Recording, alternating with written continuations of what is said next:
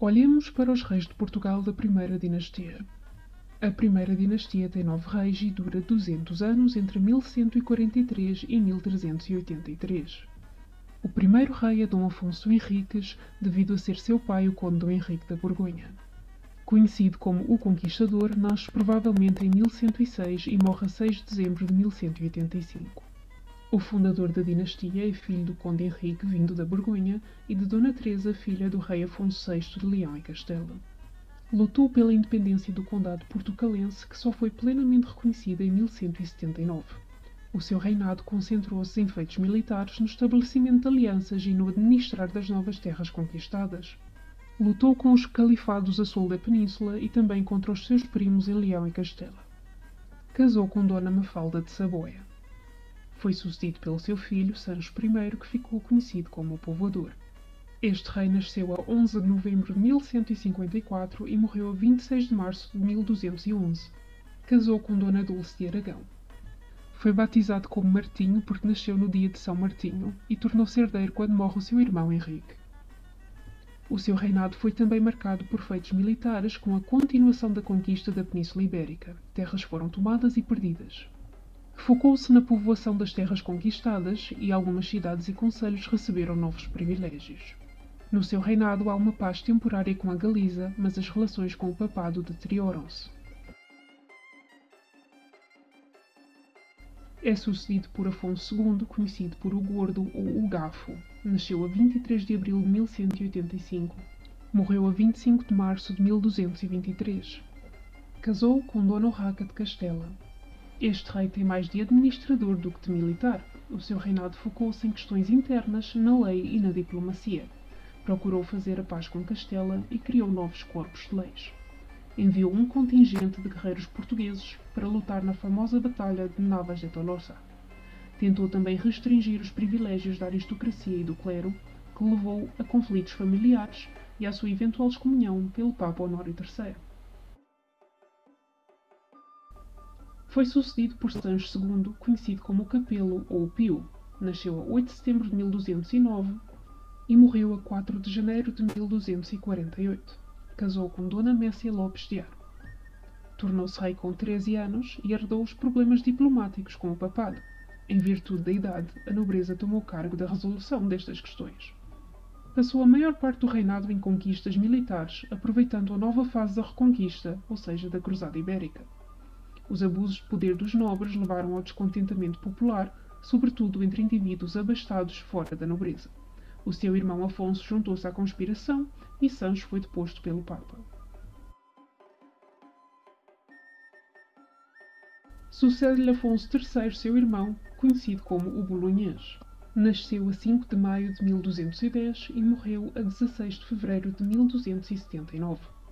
Casou primeiro com Matilde II, condessa de Bolonha, e depois com Dona Beatriz de Castela. Afonso tornou-se conde de Bolonha após o casamento com Matilde II, um casamento que foi muito vantajoso para as suas finanças privadas. Quando o seu irmão Sancho foi considerado incapaz de governar, voltou a Portugal para lutar pelo trono. Mais tarde, casou com Dona Beatriz de Castela.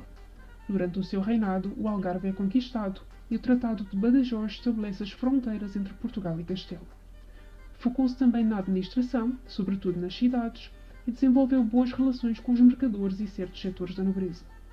A sua decisão de taxar a Igreja levou à sua excomunhão. Vem depois o seu filho Dom Dinis, conhecido por o Lavrador ou o Rei Poeta. Nasce a 9 de outubro de 1261 e morre a 7 de janeiro de 1325.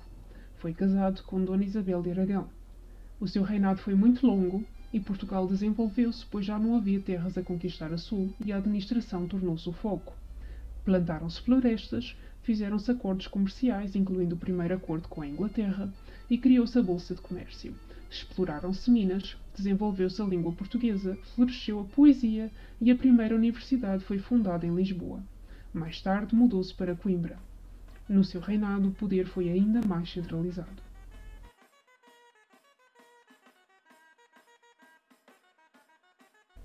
Segue depois Afonso IV, conhecido como o Bravo. Nasceu a 8 de fevereiro de 1291 e morreu a 28 de maio de 1357. Casou com Dona Beatriz de Castela. Afonso IV tem um reinado inquieto. Ainda príncipe, lutou contra o pai, porque este mostrou preferência por um filho ilegítimo. Depois entrou em guerra com o seu meio-irmão, com o rei de Castela e com a aliança do rei de Fez e do emir de Marrocos. É também no seu reinado que chega a peste negra a Portugal. Os últimos anos foram marcados pelo conflito com o filho e herdeiro Pedro, que preferiu abertamente uma senhora nobre, Dona Inês de Castro, à esposa legítima. Tal terminou com a decisão do rei de executar Inês, o que leva a uma nova guerra civil.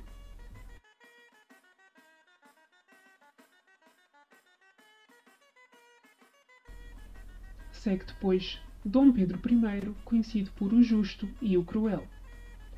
Nasceu a 8 de abril de 1320 e morreu a 18 de janeiro de 1367. Casou primeiro com Dona Constança Manuel e depois talvez com Dona Inês de Castro, embora este casamento não esteja confirmado. As circunstâncias em torno da sua relação com Dona Inês de Castro, aia da sua esposa, surgem em crónicas até hoje. Os 10 anos do seu reinado foram relativamente prósperos. O rei gostava de se divertir em banquetes e de dançar e tinha um forte interesse em exercer a justiça de forma muito pessoal. Dizia-se que tinha um caráter inquieto e violento, mas a prosperidade da década fez dele muito popular. Foi generoso com a nobreza e conferiu alguns títulos.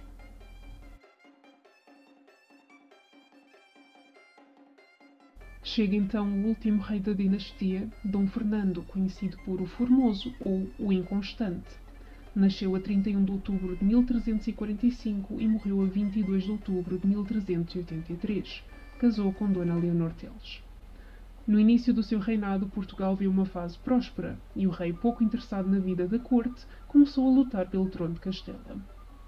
Tomou medidas no setor da agricultura, entre as quais a lei das sesmarias para evitar terrenos incultos. Os navios e a construção naval foram protegidos através da Companhia das Naus, que funcionava como uma espécie de seguro. Desenvolveu a universidade, castelos e muralhas foram construídos e reparados. No seu reinado assiste-se ao grande cisma do Ocidente, em 1378, que dividiu a Europa entre dois papados. Portugal oscilou entre o apoio a Roma e a Avignon. Através da aliança com João de Gante, Portugal retorna ao conflito com Castela e viu-se envolvido na Guerra dos 100 Anos. O seu casamento com Dona Leonor Teles foi muito impopular. Não tiveram filhos. À data da sua morte, a sua filha Beatriz estava casada com o rei de Castela, o que abriu uma disputa pelo trono português e ameaçou a independência.